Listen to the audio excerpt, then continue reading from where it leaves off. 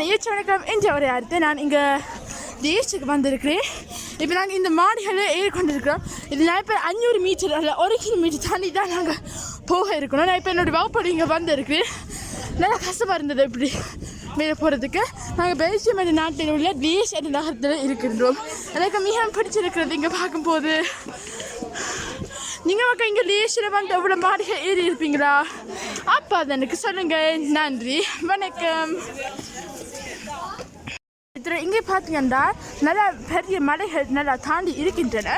அதை நாங்கள் அடுத்த நகரங்களிலும் பார்க்கலாம்.